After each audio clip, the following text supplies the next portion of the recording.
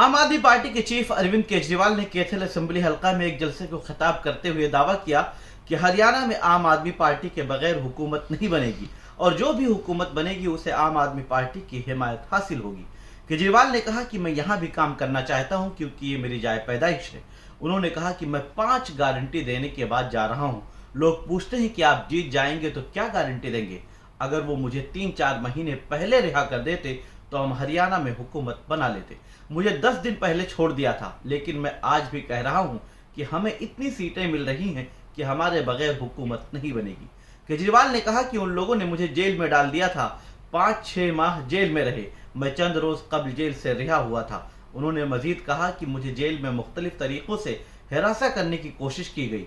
उन्होंने कहा कि उन्हें जहनी और जिस्मानी तौर पर कई तरह से तशद्दुद का निशाना बनाया गया। मैं शुगर का मरीज हूं और मैं रोजाना 4 बार इंसुलिन के इंजेक्शन लगाता हूं।